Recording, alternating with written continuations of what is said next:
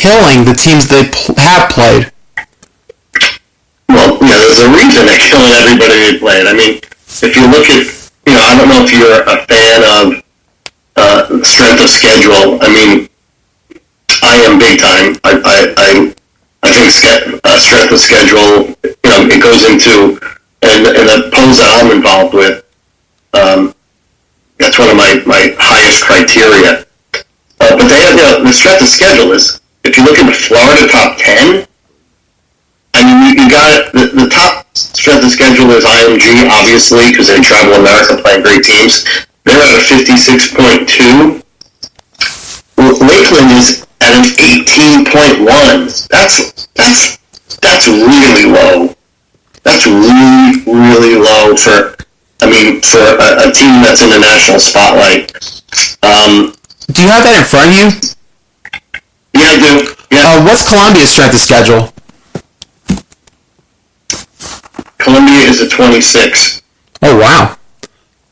So you got, you got Lakeland at an 18.1. Literally, if you look at Florida's top 10, they're the only team. No, they're the only team under with a strength of schedule under 20. You got IMG 56, St. Thomas Aquinas 40, Miami Northwestern 49, Edgewater 32, Palmetto 33, Jones 29, American Heritage Plantation 37, Seminole 28. Then you got Lakeland at 18. It just, to me, it stands out in a really, really bad way. Like I said, they'll get the chance eventually to beat beat Aquinas. But when you don't challenge yourself, I'm rewarded. And you got to remember, most likely, what we know now, St. Thomas Aquinas probably would have beaten Bergen Catholic, based on how the season has progressed. So I'd be hard pressed to have Lakeland over Aquinas with wins over De La Salle and Bergen Catholic. That'd be tough.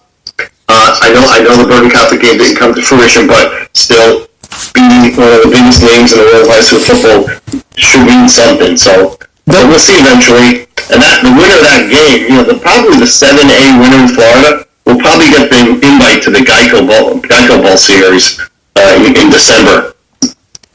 Aquinas also has a pretty big game this week with Deerfield Beach. Yeah, I think Aquinas is going to handle them, but I see them taking care of business there. It's a big game because both are ranked in your top 5, but I still think Aquinas comes out on top. I will also add with Lakeland, they're potentially by round 3, they'll have this as a potential 3-game stretch through the 7A finals.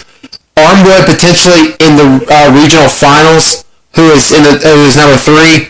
Edgewater in round 4, who is the number 9 team, and then Aquinas, who's the number 2 team.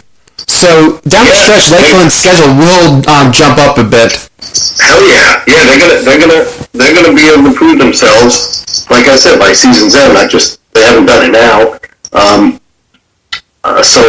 mean, the best is yet to come for them. They're gonna be able to control their own fate.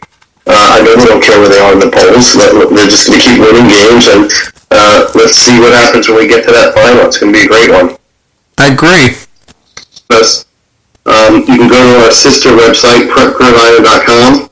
It's the #1 high school football website in America. Join us, become a member, don't be a pretender. And then also, if you want to learn more about PGL, visit prepgridironlogistics.com. Tell your coach about it, tell your AD about it. We'd love to, add to our roster of more than 250 teams. Well, there's a lot of good teams on there, and once again, thanks for joining us today, and definitely be in touch. All right, take care. We'll be. I'm going to try to Periscope the game, the IMG St. Francis game, Friday night. So if anybody wants to watch it, you can find us at Prep Gridiron Logistics on Periscope. That was Joe from Prep Gridiron Logistics. I was glad to have him join on as a guest. And before we head out here, I'm going to make the picks for the high school, college, and pro for this upcoming week. We've got a couple of very good games coming up. This is a district matchup, Bartram Trail versus Oakleaf. Oakleaf dropped to a close one this past week, and to Mandarin. This one's a pretty tough one. I can honestly see this one going either way, but if I just wanted to go flip a coin or something and make the pick here, I guess I'll just have to go with the team that hasn't lost yet. I guess I'll have to go with Bartram in a very close one. And this one, an ESPN game, Mandarin versus Sandalwood. I got Mandarin by 10 here. This upcoming other one here is a Thursday night game, Trinity Christian versus Lee. I like Trinity Christian to rebound from that Colquitt loss to get a pretty good win here. I would say Trinity by 10 over Lee. Clearwater Academy International traveling up to Boot Hill to face Madison County. Two very good small school programs. I like Madison though in this game at home. I just feel like in the end they're going to end up wearing the Clearwater Academy down a bit. I'm going to say Madison by 4. Lakeland versus Bloomingdale, district matchup in 7A and Central Florida. I like Lakeland by 17 here. Cocoa versus Venice. This one should be a pretty good one. I will take Cocoa by 3 in this one, in a very close one. South Florida matchup. Undefeated Dillard versus 2018 8A state runner-up Columbus. I like Dillard by 6 here. Champaign Catholic versus American Heritage Delray. Two very good teams, and they're smaller schools, but very good ones. I'm going to take American Heritage Delray by 3 here. And, of course, a very big one down in South Florida, St. Thomas Aquinas versus Deerfield Beach. I think this is going to be a very close game. I know some people feel like this could be a potential blowout. I do not see that. I'm going to take Aquinas by 7 here over Deerfield Beach. And last but not least, we're going to hit a little bit of college and pro football, and then we are going to sign off here. Florida versus South Carolina. South Carolina obviously got a pretty big win over number 3 ranked Georgia this past week, but I like the Gators to rebound off their LSU loss. I'm going to say Florida by 6. You know what? Forget that. I'm going to say Florida by 10 here. West Virginia versus Oklahoma. Two usually very good teams over in the Big 12, but Oklahoma, it just feels like they're on a roll right now. I don't see them really dropping any games unless some major upset happens. I'm going to say Oklahoma by 13 here. Oregon versus Washington. Washington has taken a couple on the chin this year. Oregon has that close loss earlier in the year to Auburn. I like the Ducks here by 7. Arizona State versus Utah. I will say Herman Edwards over at Arizona State's done a pretty good job making them competitive this year. I like them to pull out this win. I'm going to say Arizona State by 6. Michigan versus Penn State. Pretty big-time Big 12 matchup.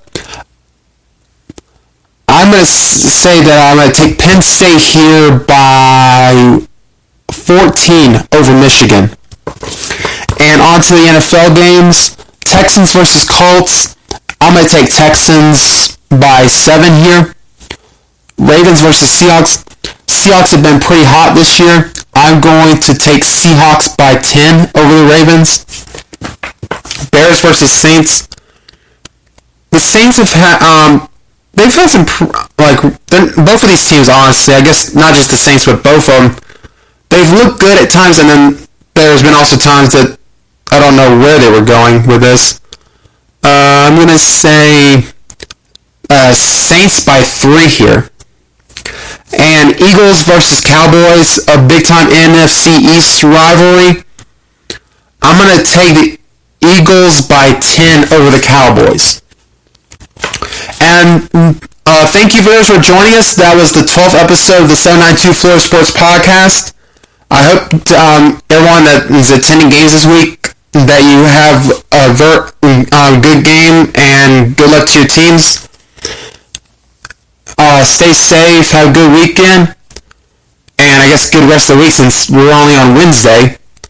But best luck to everyone's teams, everyone's injuries, stay free of injuries. And that's all, folks. This is Hunter Williams signing off from 792 Florida Sports.